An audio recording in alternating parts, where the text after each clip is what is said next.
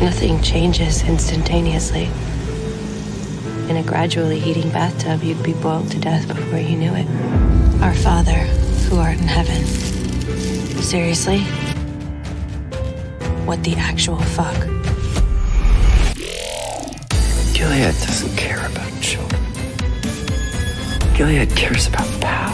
Why does healing have to be the only goal? Why can't we be as furious as we feel? For whatever man sows, so shall he reap.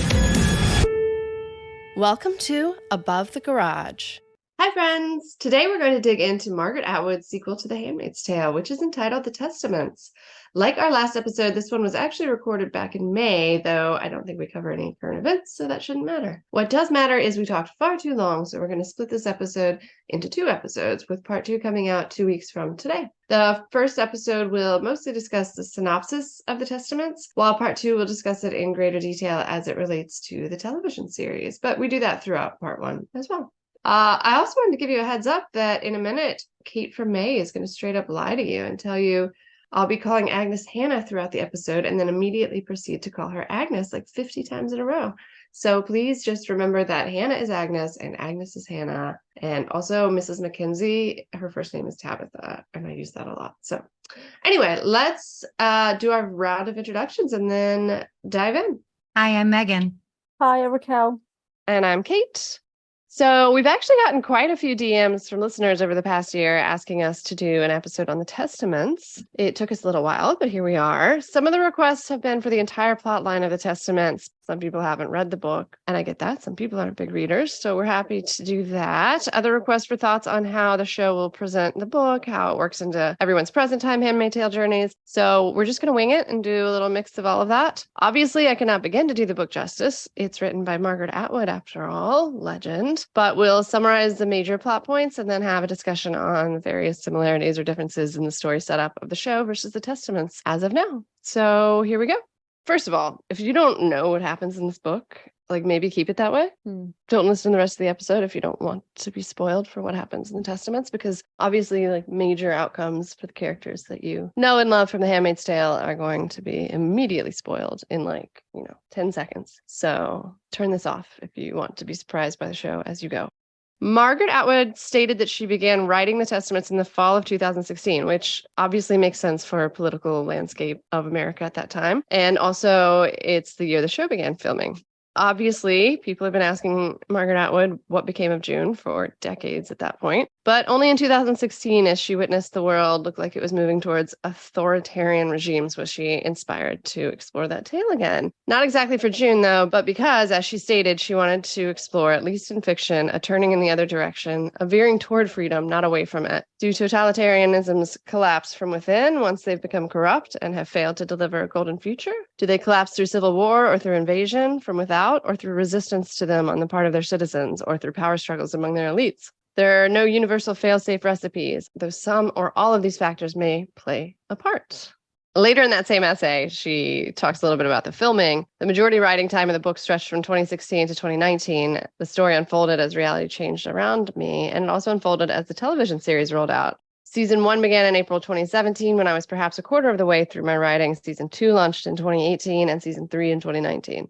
Thus, the writing of the book proceeded in parallel with the television series, but luckily for me, 16 years into the future, I knew what might become of the characters before the television writers did. I also had the advantage of reading the scripts through various stages. You can't kill that person, I would say. They're still alive in the future, that is, in the novel I'm writing, I need them. It was a curious experience living in the future of a bunch of people who don't actually exist, or not in the usual meaning of the word. I'm pretty sure she's talking about, who do you guys think she's talking about there? Olivia.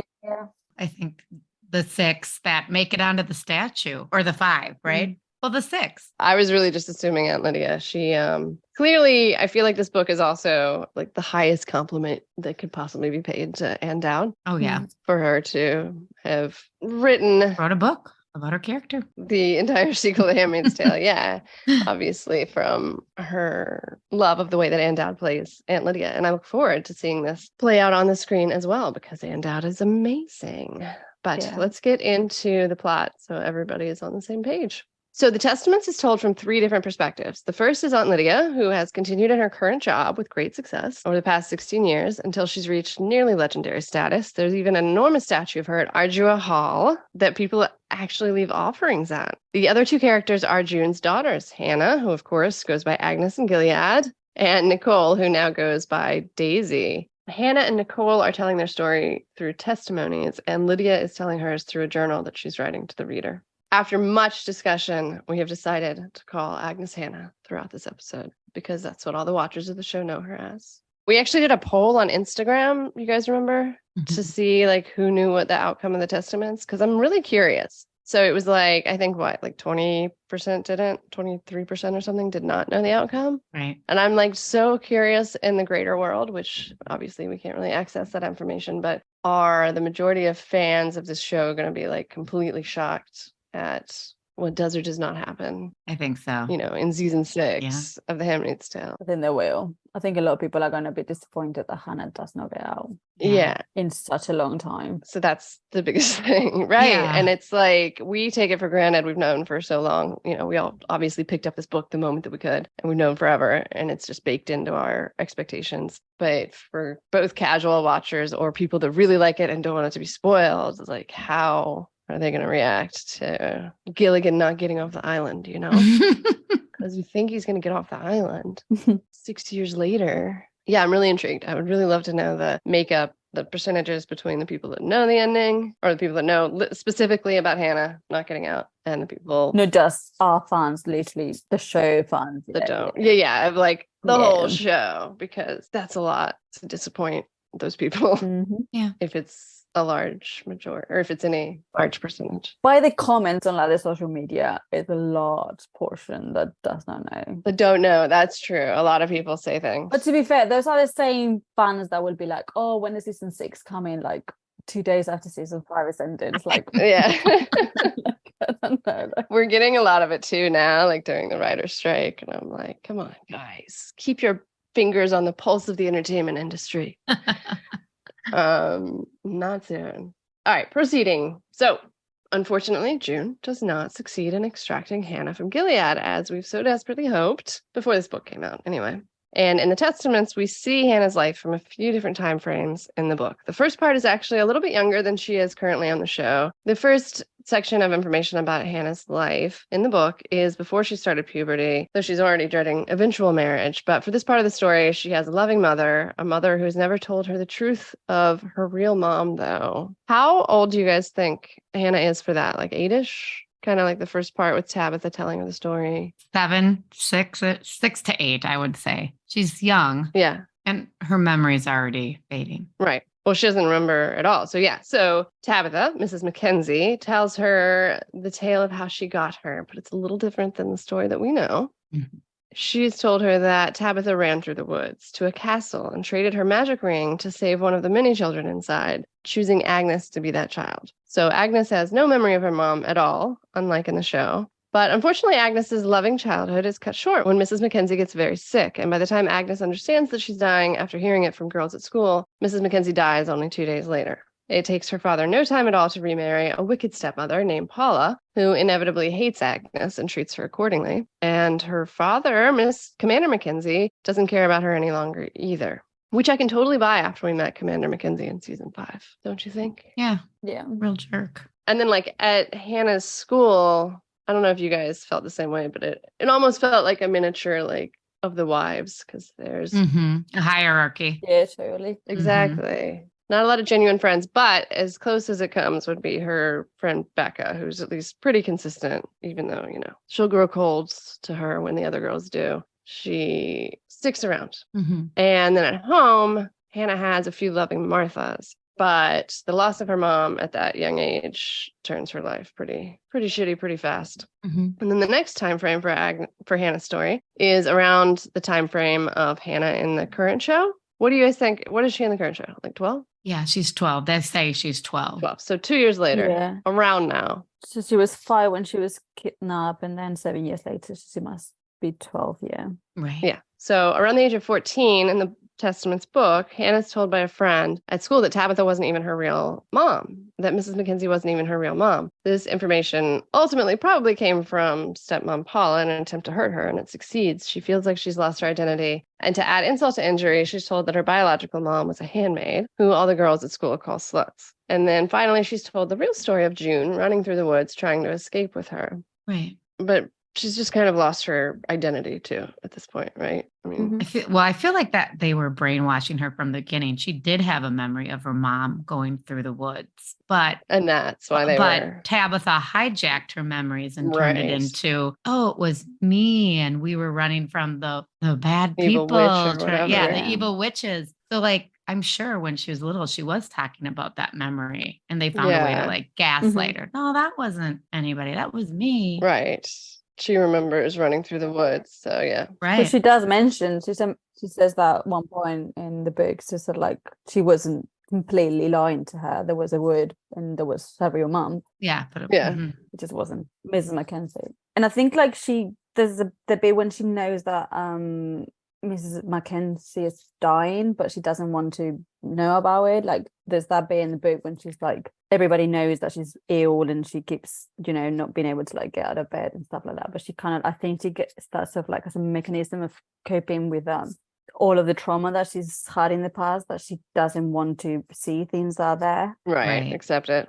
So I think she probably does really remember those moments, but they've been kind of like deleted from her memory just as a way of coping with that trauma. And it's the same thing throughout a lot of things. Like she talks about things that are happening to her, like when they say to her like, oh, your mom is not your real mom. She doesn't want to believe it at the beginning until, she's been told straight that her mom was a handmaid. Yeah. Like you said, everybody else could tell that Mrs. Mackenzie was dying, and like the Marthas were shocked that she didn't know. Although to be fair, Mrs. Mackenzie didn't spell it out for her, but she did say, I pray for an end to my pain, and Hannah was interpreting that as, oh, she's gonna get better. Get better, yeah. But apparently she was clearly on death's doorstep. So, but yeah, super sad. She's got nobody. It's interesting because we're doing the rewatch of season 3, episode 1 right now, and as fucked up as it is, like at least June can tell that Mrs. Mackenzie loves her, Right. Well, there's also the part of like what Hannah says about her, like at the beginning of the story, she literally starts saying that, you might think of my story as very sad but I had a really good childhood. There was good in my childhood. Right. And obviously I think she does say like, everybody would want to like keep the good memories rather than think about the bad stuff that happened to you in the past. Yeah. But she does say that she was loved and that her mum loved her, meaning Mackenzie, and that she did have a happy childhood. And that kind of reminded me of when the episode you're talking about, okay, when Mrs. Mackenzie speaks to June and says like, I think June asks her, oh, how's she doing? So like she's a happy child. Yeah. And that's probably true, but that's because she doesn't have any other choice but to like bury all her trauma and get on with life. Yeah. After Commander Mackenzie has married Paula, I think they try on their own for a child for a bit, but ultimately get a handmaid who succeeds in getting pregnant. But the handmaid who Hannah has just become very interested in, because they're taught to like completely ignore them. Don't look at them. They're going to leave, like don't form attachments, etc. But after she finds out that June is a handmaid, she's suddenly very interested in the handmaid. And that's probably another way of like, they treat them so bad and they like brainwash them into believing that these are like horrible humans that, been sinful, and they probably don't want them to run to them or to be interested in them because then maybe they might recognize the mothers, and it's a way of like keeping them away from them, I suppose. Right. They were taught very early, like the dollhouse symbolizes that's it. the social hierarchy. And so they're known that, the handmaids are lower class, and the Marthas, and obviously the commanders are the supreme, being of Gilead, and everybody else is lower. They isolate all the lower classes from like speaking to each other too. Right. I mean, so they train them. Everything they're doing to the little kids is training them to conform to that type of social hierarchy in that society, just through, play. The girls only get dolls. Like everything is about becoming a mother, becoming a wife. They can only go to a school that teaches them how to serve husbands and, be the best wife, the best mother. That actually just reminds me that we learned that in the book that the girls can't even swing. They can't even like swing on a swing set. Yeah. Fucked up, man. Only for boys, only the freedom, because something might be seen like a knee. Lord. Wow. I can't imagine being brought up like that. I mean, and then all of a sudden getting a freedom. How would you even adapt to that after being so sheltered and told everything is bad and scary? Oh. Right as she begins to be interested in the handmaid, she sneaks into her room a little bit, looks at her, but it's time for the handmaid to have her baby. And the labor isn't going well. So much like in season 5, episode 7 flashback, they end up cutting the baby out of the mom, cutting the baby out of the handmaid, not bothering to do it properly in an operation or, trying to save the life of the handmaid. They only save the life of the baby. And of Kyle is no more. And later in life, Hannah looks her up to find out her real name, and her real name was Crystal. Soon after that, Paula arranges for Agnes to be married off to an evil commander. Not long before this, Hannah has been molested at the dentist, who happens to be her best friend's father. So she's understandably not excited about her impending betrothal. To make it worse, Paula and her father have selected Commander Judd, who in the book seems like one of the most powerful commanders. Commander of the Eyes. Yeah. Commander of the Eyes, right. And he's also had many teenage wives die on him. He has terrible luck. He's an awful person who has his wives killed in one way or another before he marries another one. So obviously Hannah marrying him is the absolute worst case scenario that June, we know how scared June is of her getting married at all, just like we would be of our children. But take it many steps further, marrying this person. Murderous pedophile commander. Yeah. Exactly. Because he kills them off once they age out. Oh, this one's now 18. I need to kill her. I doubt he lets them get that far. I bet it's like No. 16. Yeah, probably not. Right? I also find it really tragic that she still gets sexually assaulted or molested. Right. I don't know if anybody gets out of Gilead unscathed. Yeah, I know. It's just so sad. I mean, it is horrible, obviously. Because, we're worrying about her getting married, but we don't know.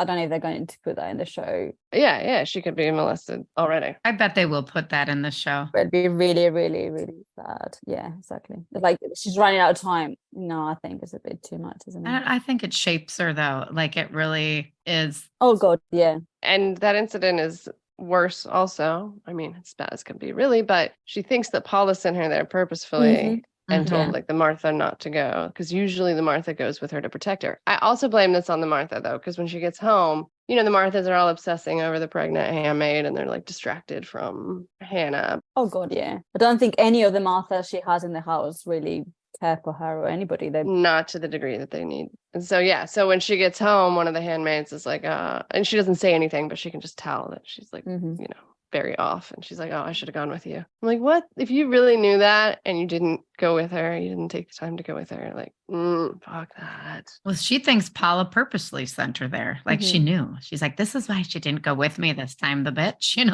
I believe that. Paula really reminds me of Serena and how Serena treated June at first, like really trying to like mentally abuse her, and when she sends her to like see Hannah but keeps her in the car, like all these tiny little things to try to like really microaggressions to make it worse and worse. Like mentally go unstable. It's just she gets off on hurting her. And you know what I was thinking too, the backstory of Paula that we know at this point in the story is that her husband was having late night affairs with their handmaid, and the handmaid murdered him one night, and then Paula like pulled his clothes back on so that it looked less like shameful or whatever, right? But I think it's interesting that like it's literally Serena's story. Like her husband was having a late night affair with June, who then murdered him. Like, what if Serena was Paula in the show and Serena became Hannah's stepmom?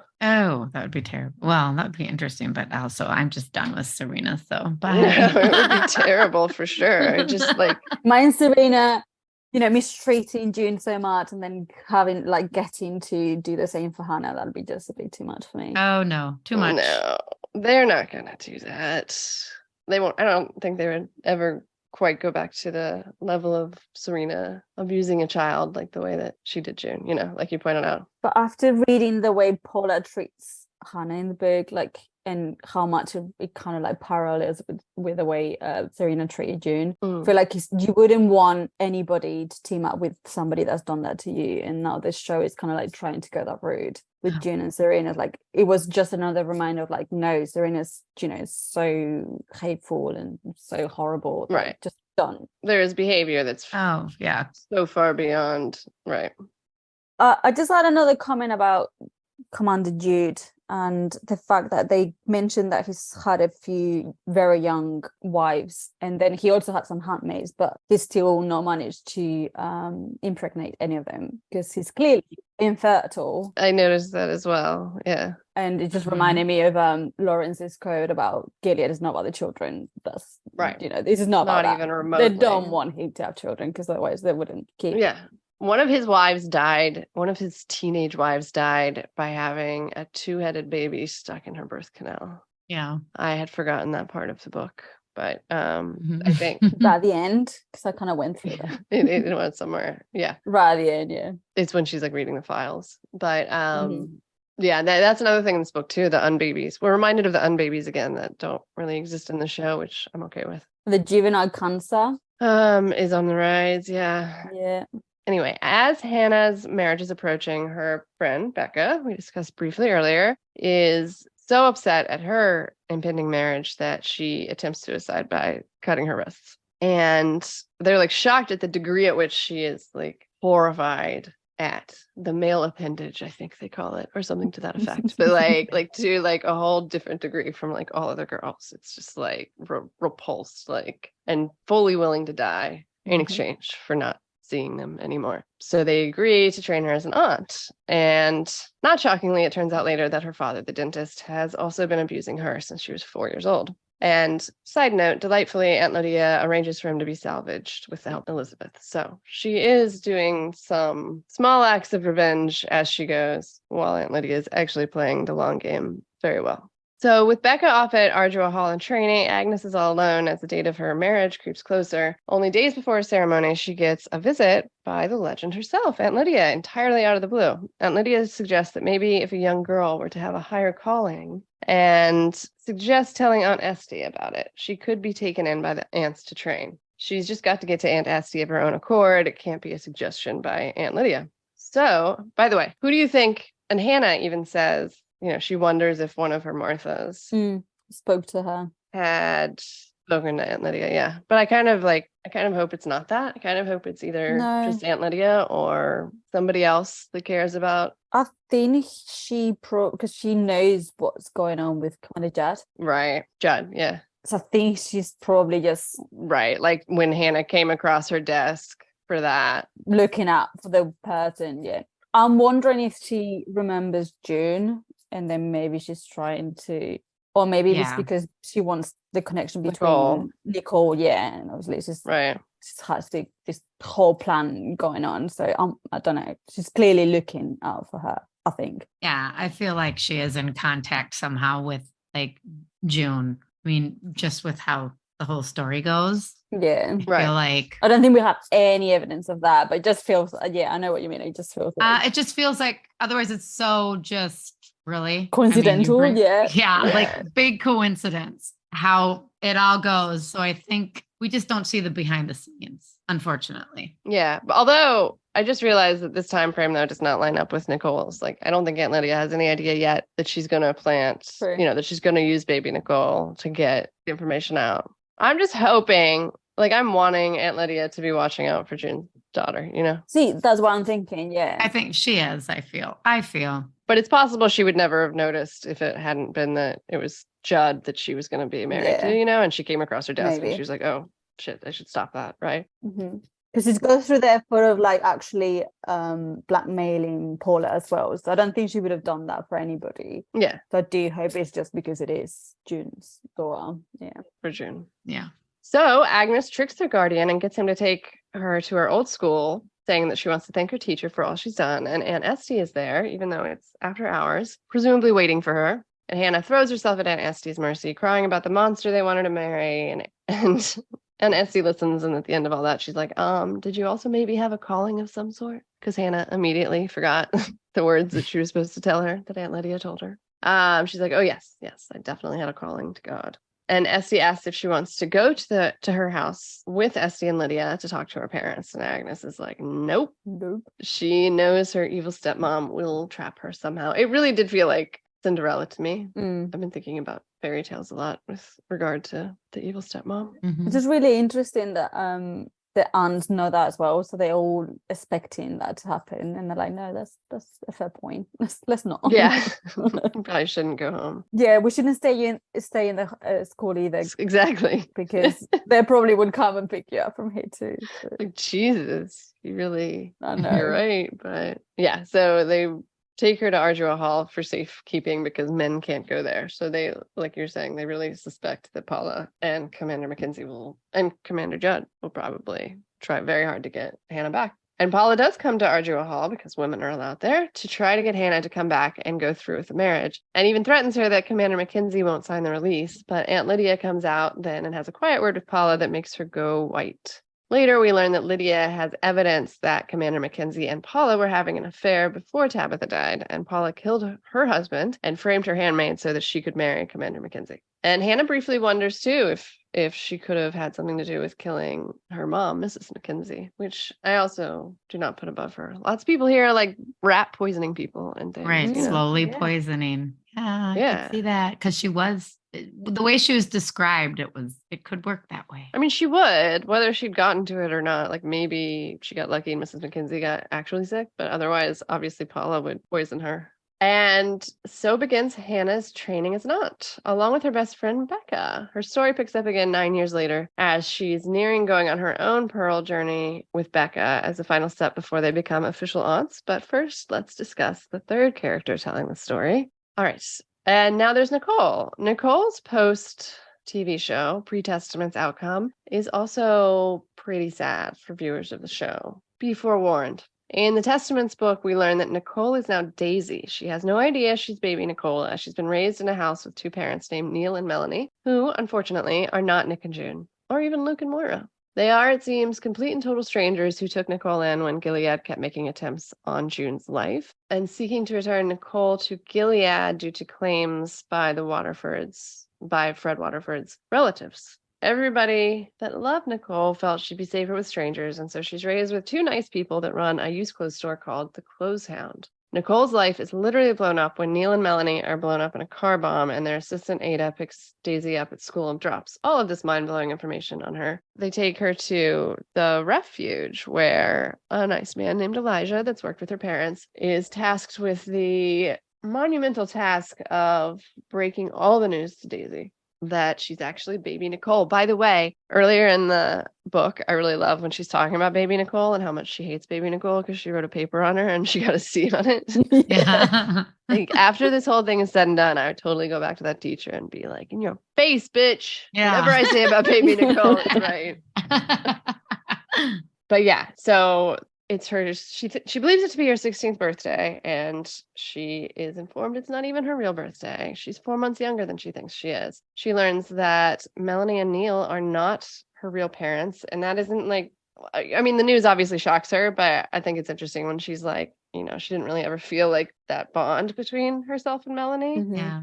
I love that her fake birthday is May Day. May 1st. Oh, yeah. How did I not catch on to that? That is amazing. Yeah, that's her fake birthday is May Day. That was cute. Mm-hmm. I do feel like she has that sort of like, she is quite, after that, like they tell her that Neil and Melanie and her parents, she does it, as you said, like she's never really had that bond with them. Yeah. But she keeps thinking about they wouldn't be happy if I was doing these when she's like being trained and all of that. She has that sort of like still thinks of like how her fake parents would have reacted to her. That's what always confused me, is like Neil and Melanie are her parents. She thinks they are her biological parents. Right. However, nobody ever refers to Neil and Melanie as her parents. Like Nicole, she calls them Neil and Melanie, right? Melanie, and then Ada's like, Ada's not like your mom and dad. She's like Neil and Melanie. So I'm sitting here. To be fair, she's telling the story from later. Yeah, she's old and she already knows right. that not her real parent. I would be surprised if she called them mom and dad at this point. But yeah, I know what you mean. Yeah, right. Yeah. I mean, but it's kind of funny, like how she's never like, oh, they came and said my mom and dad, or it's always Neil and Melanie, which I guess we know in hindsight that's what she's referring to them as when she does find out now that they're not her real parents. But it's just like they don't have that title, and she never thought they were. They didn't smell like her mom or her mom. Yeah, she's got that June thing going on. There was no pictures of her as a baby. Oh, right. There was a fire that burnt all the pictures. Burnt all the pictures. Yeah. And they never take pictures of her. Yeah, it's all very suspect. And she asked, obviously, now about her real parents. And Megan, I know you've got this memorized, like word for word. Would you like to share it? Well, the first is when Elijah tells them that Neil and Melanie were very valued and experienced members of Mayday. And then she's like, no, I want to know about my real parents. Who are they? Are they dead too? And then Elijah's like, no, they're still alive. So that immediately we know, well, Nick and June are still alive. That's who he's talking about. Very exciting for us. Yep, exciting for us. And like when I was reading it the first time, I was like just searching for that information, basically. Like, then I could relax and read the story. Hear me know the words, like Nick and June. Oh no.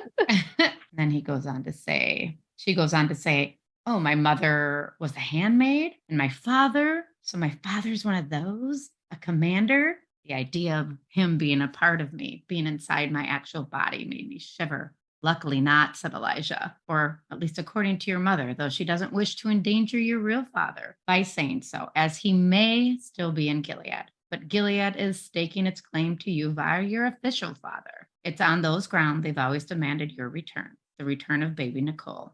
And then basically he said the reason why that she was given to Neil and Melanie were because they never stopped looking for her. They feel like she belonged to them and they had the right, to bring her back and all that stuff. And that's how she finds out who her real parents are, that they're with their Mayday operatives. Yeah. At least in the book.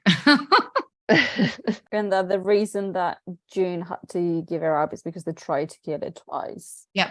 Right. And get Nicole. Because she's propaganda. Yeah, but actually getting Nicole out. Right. And they also tell her that she's alive and well as of, I think, like last night or something, they said. And that she always really wants pictures of her, even though she burns them afterwards. And then Nicole's a little creeped out when she's like, when do you take said pictures? And they're like, while you're sleeping. And then it goes into, she wants to know where they are now. Like, she's like, where are they now? And then they're like, it's a sealed document. Like, we're protecting these people. These people are, important. Sealed document is what Ada tells her. And then she says, the less people who know about Nick and June, like, the better. And then she gets upset. So she thinks, oh, my mom, she just walked off and left me. And then she said she was up to her neck in it.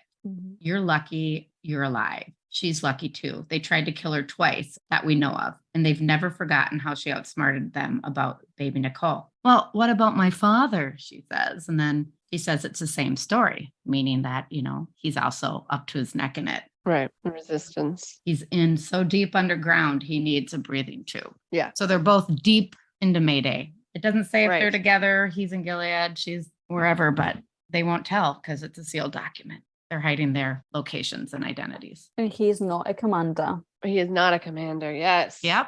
Thank you, Jesus. So he should hopefully step out of the shoes at some point by the end of the show. Oh my God, please. I hope so. It's been so long. He's deep in Mayday. Yeah. So I appreciate her for writing their story that way. Which again, it does matches with what she already wrote about Nick. Him in the first book. Yeah. At the end and being in the Resistance, you mean? I really wish we would see it in the series. Yeah. One day. She learns, though, that her adoptive parents have been running Mayday operations out of the used clothing store. May I interject briefly that this seems like a terrible idea if you're trying to keep a kid, like, safe? Why would they have Mayday operations? Like, I hope there are enough people in Mayday that you could have said, like, Neil and Melanie, you go over here, you just raise the kid quietly. Yes. That's a job. Yeah. Just raise this kid. That's it. And that's like doing a lot of good. Yeah. You go farming out in the middle of nowhere. Yeah. And not in the city. Never have any contact with Mayday. I know. They seem to be really important. Right, in the Mayday. They have like the camera and all of that. Like, it's just like... I mean, they're like, Aunt Lydia's like direct. Yeah. I know. Contact, yeah. Anyway, they are not living quiet life.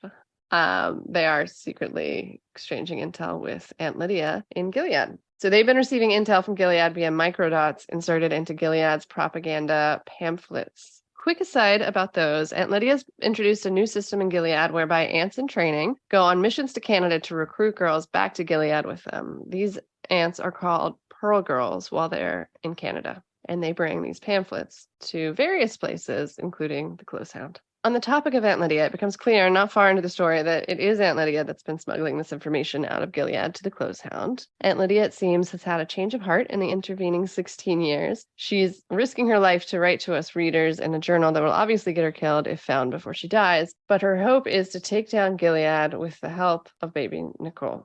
In fact, she tells Mayday that she specifically requires them to send baby Nicole into Gilead to receive her largest load of data that she thinks will ultimately take down Gilead, and like insists she will only give it to baby Nicole. Why? I don't know. I literally read this book 3 times trying to figure out why does it have to be baby Nicole. Could have been anybody else. It could have been like 10 years before baby Nicole needs to go there. Like, why wait this long? Why baby Nicole and only Nicole? It's a great story, like once it gets out and it's like, oh, it was baby Nicole. I know, exactly. It's great. Not worth the risk. I love is Hannah and Nicole together, but why? It makes no sense. In fact, I love that even in the story they write, maybe she asks why, and then they're like... I think it's Elijah, that says something like that. And they're like, well, first off, because they won't kill Nicole if they find her. And then they never say anything else, and that's obviously not a valid enough reason to insist that it has to be. Just because. I can't get over the fact that it seems like the most transparent trap of all time for somebody to be like, we will only give baby Nicole. I don't care what you've given me. They've given you roots. They've, a few little, maybe not even just little things here and there, but a few things. But none of those things would add up to having Nicole back in Gilead for the propaganda, right? So it'd be totally worth it for a bad person to be like, here's this root that you can use to get a couple handmaids out. Here you can do this. But now I have to have baby Nicole back in Gilead to give you the rest. Sounds dodgy. Red fucking flag. Yeah, and she just has no experience either. It's not like she was like in Mayday operative training her whole life. It's like she's a 15-year-old kid. You've been protecting this girl for like 16 years and like people are dying because of it. But now you're like, worth taking the risk. I think literally Garth says something like that. She's like, what if I die? And he's like, well, you might succeed. Wouldn't that be cool? Yeah, like, oh, well, you're trying. You died trying. I do have a huge problem with the only Nicole. So, like, for me, it would make a whole lot more sense, like so much sense, if she just overheard them in a room talking, right? Like maybe they even got that ridiculous request. Or even they don't need to get that request. They could just say, we need to send somebody in to get this load of information. And she's this 15-year-old that like doesn't have her brain grown yet and does like impetuous things. And she goes out and tells the Pearl Girls, I want to go to Gilead, That would make so much more sense. That's very June-like. Exactly. Instead of, she doesn't even want to go. And yet these guardians of hers, like she says, like, I never said yes. They just, the next day, started acting like it's so fucked up. But then, like, once she's in Gilead as well, like, Lydia doesn't seem to need her. Like, she said, oh, yeah, I've got baby Nicole and plays with Jad about it. But, like, nothing. There's no reason. Nothing comes of it. She could have been lying. She could have had any other Pearl Girl acting as if she was baby Nicole, and that it would have been exactly the same thing. And they didn't have to come in first. Yeah. They're already trained in Gilead ways. They're gonna go on the mission. Put it in Becca's fucking arm. Yep. I think that is with the narrator of the story. I think it's because they keep it to the narrator so much. We don't see what's going on. So it's confusing even when you're reading it. Like it would make more sense if they're like, okay, June is talking to Aunt Lydia. She wants Nicole to be the one to. But she wouldn't though. Like that's the thing. Like it just doesn't make any sense. But it would actually be at least like, okay.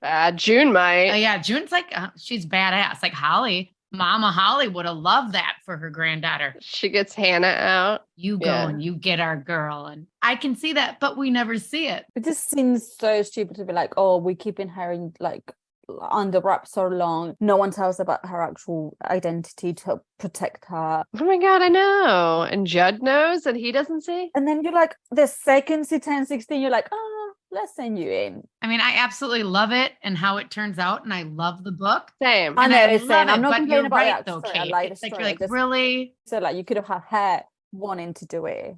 But that's what's keeping the story in their point of views. We're just not seeing. Obviously, Aunt Lydia is working with people. It's not just her idea. You know what I mean? She's working with others. They're bringing down Gilead. They're trying to hurt Gilead. But why her? Because, like you said, if they catch her, they can't kill her. True. So they would find another way to get her out somehow. Yeah, I suppose that's a good point. But they can't also be like, we found baby Nicole. No, I mean, they can't. She's like a god to them. She's a symbol. That's true. But then again, that's what I'm saying. They could have had anybody pretending to be baby Nicole. No one would have known any difference. Right. Like you could be like, oh, this is baby Nicole. Yeah. Right. It is what it is. Aunt Lydia wants baby Nicole to come get the information, and so she shall. So they start training her both physically and in prayers until they decide that Nicole is ready. And she and Garth, another Mayday operative, go live on the street as homeless kids, waiting for the pearls to come by to inevitably try to save Nicole. Doesn't take long, and after a couple of run-ins, the pearls offer to buy Nicole, who's going by Jade now, from Garth and take her to Gilead. One very last complaint.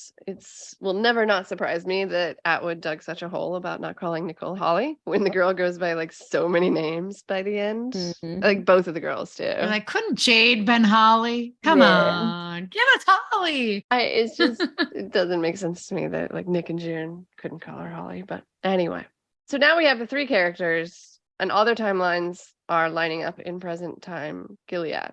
Hannah is at Ardua Hall. She's like 24-ish, training to be an aunt. She's about to go do her Pearl Girl mission with Becca. Nicole has just been brought in as Jade to Ardua Hall by the Pearl Girls that were already in Canada. And obviously Aunt Lydia has been living in Ardua Hall the whole time we've known her. By the way, just to confuse more names, Agnes and Becca. Agnes is now called Aunt Victoria. Yeah. Which, by the way, just a little quick note on the names. Nicole means victory of the people.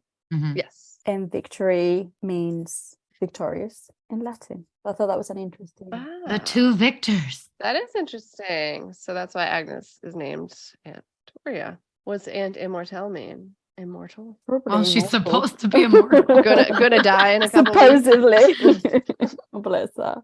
Unsurprisingly, Nicole has a hard time adjusting to Gilead. She gets to be in the audience for the dentist's participation, in fact, I think on day 2 of her stay in Gilead. So that's good for her. Oh, by the way, there's a comment that she says, I find it really fucking weird. No, the second she gets into Gilead with they start praying and they just start I don't know, some thank ceremony, right? Cleansing her aura or whatever. Yeah. And she's that's fucking weird and just reminded me of June saying, seriously, what the fuck? What did she say? And a bit after the hanging. Yeah. Oh, Father, who art in heaven. Seriously, what the actual fuck? What the actual fuck, yeah. Yeah. I do love thinking of Nicole as June's daughter. Yeah. It's great reading it that way. Hannah too. And the Gilead girls have a hard time adjusting to Nicole too, because they've all come from such insanely different backgrounds that there's just no common ground. And Nicole is obviously not, as she professed, a true believer in all things Gilead and wants to be an aunt. Is she being trained to be an aunt? Yeah. She is. Okay. I think so. Well, technically, yeah. There's a conversation with Judd and Lydia saying that the way they want to use her is to first brainwash her pretty much and make sure that she's a true believer. Right.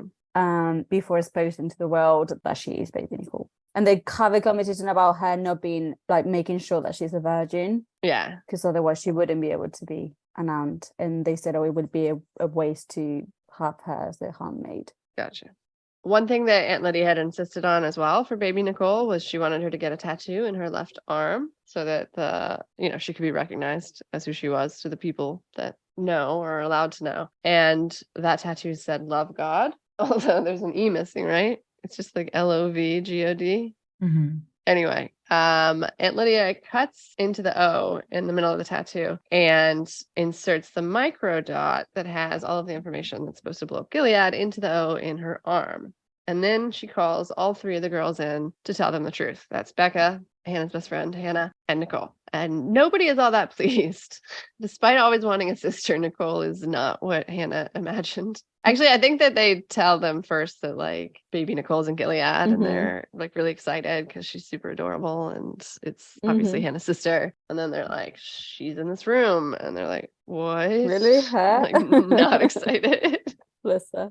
As Hannah's training as an aunt, she starts to get these fascinating files on her desk randomly. Files that'll appear in the morning and then disappear at night. I mean, after she's left, it's not magic, but they have fascinating information in them about crimes committed by the commanders and their wives. The way we know that aunts collect information, but she doesn't know at first who's giving her this information, eventually assuming it's Aunt Lydia when she gets her own files on her parents and she gets to see pictures of her mom and dad for the first time, June and Luke, and she does not have any memory of them when she looks at that. And that's actually when she learns, you know, a little bit before Becca, that baby Nicole is her sister because it's attached to that file. But it also, wait, when do we learn about Luke being in the resistance? It's on that file, right? Yeah. I've got the actual sentences. Luke, currently in Canada, set to be Mayday, location unknown. And about June, her mother, it says, currently working for Mayday, escaped to Canada, but we don't know if she's still in Canada because it doesn't say. And you also said location unknown. Right. And they make June seem like she's deeper, like she's a Mayday terrorist. It doesn't actually say she's in Canada. It says escaped to Canada. Yeah. It labels her as an actual Mayday, like she's like really bad Mayday. Oh, I think she's probably labeled as a terrorist, like at this point in the show, too. She's a terrorist. All of Mayday is terrorist, right? To them. Well, we also need to say that Mayday is a terrorist organization. Yeah. Right. That's the way the world sees them. Internationally sees Mayday. So they're not, you know, they are probably hunted by the law. Yeah. So it's all underground, obviously. When Aunt Lydia talks about having those files with the family trees and stuff, she talks about why they have them. For like, they want to know that their parents are, because they talk about how the commanders sometimes aren't the real parents either, fathers either, because the handmaids, when they're desperate, do try to like get pregnant in any way, right? But they do obviously know who their actual parents are biologically, so that means that they must know that Nick is Nicole's real father, because they have to do a paternity test to avoid. They do, because it's such a small inbreeding, which will be even more genetic complications, and they do not want. I don't think they mentioned that. I think they actually mentioned incest, because obviously that's right. a sin. They just get about the Bible. Not that they do, obviously. Too small of a pool because of the fertility crisis to not keep track of that. So they're very much into knowing who the biological parents are and the official parents are. Yeah. And then Aunt Lydia knows all of that. Yeah, exactly. So somebody must have already done a DNA test on that kid. So Aunt Lydia definitely knows Nick is the dad. Yeah. Is the dad. Waterford is just the official father. That's why they say, like, that's why they said it's on behalf of your official father. They make a point that you do have a mother, a biological mother and a father that are very well much alive and did a lot to get you safe. Protect you, keep you safe. Yep. Now Aunt Lydia shares her plan to smuggle the information out of Gilead to the girls. Her plan is super sad, actually. It's for Nicole to pretend to be Becca on the Pearl trip that Becca and Agnes were about to take, and for Becca to pretend to be Nicole at some fancy like rehab house somewhere in Gilead. But then the eyes raid the hall and find out that the League is one of the aunts because the microdots have been hidden in the Pearl pamphlets. So Aunt Lydia has to expedite the plan even faster because now Commander Judd wants to increase his standing. His reputation has been sliding of late, and he wants to increase his standing by announcing not only that they have baby Nicole to the world, but announcing his marriage to baby Nicole at the same time. Ugh, so gross. And so then what? He's going to kill her? She's slightly older than his previous wives. Yeah. So, I don't know. So now Becca doesn't even have a chance to get away after the raid and hide out in the country. She's just told to hide somewhere on the estate for 48 hours while her best friend and her best friend's sister make their grand escape. And she's like such a kind person. And I think she knows that it will mean her death, but she agrees. And I really hate that part of the story. Oh, no. I don't like that. It's not fair. No. She's such a sweet girl. Again, she could have put this information in Becca's arm. Like, there was no need to sacrifice Becca. You can't tell me it was because she was scared like someone would get killed, because now Becca's getting killed. And it's sad too, because like Becca and Agnes were like really looking forward to this trip. I felt like, I mean, it's a pretty big deal. And like being sisters, and then Nicole comes and then takes her place completely. Awful. Come on, Margaret. That was so mean. Really sad for her. Oh no. As a result, though, Agnes and Nicole do manage to escape.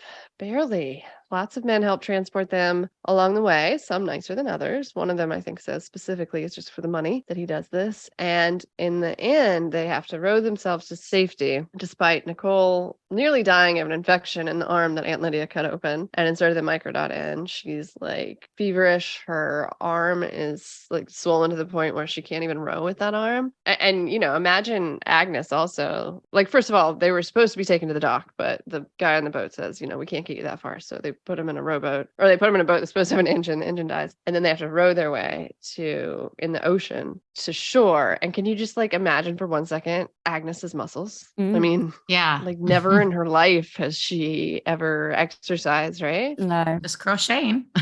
Maybe they exercise more as ants. We did see a treadmill in that episode. Oh, yeah. But it would be impossible. So yeah. So, I mean, it's a very moving scene when you read it with Nicole, like, you can do it. And Nicole's still rowing, even though like she's nearly dead. When Nicole dreams of Becca, that gave me chills. She was there. It gave me chills when you said it even. I mean, she's even telling her where to go. It's like she was really there, because maybe she was. Yeah, so Nicole's hallucinating once they make it to shore, and she sees Becca like not only like encouraging them, but literally telling them like what direction to go. And she's so feverish that she's like, oh, I didn't remember her on the boat, but that's awesome. She's, she's here. She's here. And that is not until she wakes up and asks about her that they're like, she wasn't ever with us. And she did die on the roof in her hiding place after neatly folding her clothes up so another girl could use them. Oh, horrible. Yeah, but they are found on the beach by members of Mayday, including Ada and Garth, who are super proud of Nicole, obviously, and she sees like the news cameras before she passes out, and she wakes up in the hospital, and everybody's again like so happy to see her and so excited. It's not till the second time though that she hears a strange voice, and Hannah tells her that her mom is there in the hospital room with them. And then her mom bends over and hugs the girls together and says, "My girls," and it's just so lovely. Finally. My darling girl. The moment we've all been waiting for. June is reunited with their daughters. Both her daughters. It really is so lovely. 16 years later. And she's like, I think she smells her. Wait, something. Yeah. Oh, she says she she smells just familiar. Smells right. Right. Yeah. Smells right, which is so appropriate since June smells everybody. And then it says that I don't remember, and then her mom says, or June says, of course you don't remember, you were so little. Yeah. And it's okay. It's so sad. And then Aunt Lydia says goodbye to her readers in her journal. She's prepared syringes of morphine for the occasion when she hears the boots coming down the hall, and her last entry ends with the sound of footsteps. May I just say about that? That is just exactly the same way that the Handmaid tale ends, with June hearing the boots of their eyes. And she says, and then a step up into the darkness, or else into the light. Yeah. Mm-hmm. And it's the same way, because it says, I think Lydia's end is, in my end is my beginning. Right. That's awesome. Yeah. Parallel. That was a good ending. Yeah. I love that. And I also like the end of the symposium where we learn that Nick, June, and Luke have all survived to know their daughters and their grandchildren. Yeah. They're raising this statue for Becca, which I do love that part, because same. The Becca part of the story is heartbreaking. And it says this memorial was erected by her sisters, Agnes and Nicole, and their mother, their two fathers, their children, and their grandchildren, and in recognition of the invaluable services provided by Aunt Lydia. It's a happy ending after all. Yay! And they all deserve that after that. Absolutely. Yeah. And Gilead goes down. And I love that they don't contest, like the statue is Professor Peyote, how he's saying that statue, like something like that is what historians really hold on to confirm the story. Yeah. To validate it. He's like, it's like a rare gem to have found that statue. Mm-hmm. So basically their ending is literally set in stone, that these are their narrators and they all ended up together. Oh, I love that. The tale, the story. Yeah. And I love how how it ends with a bird in the air shall carry the voice, and that which hath wings shall tell the matter. Love is as strong as death.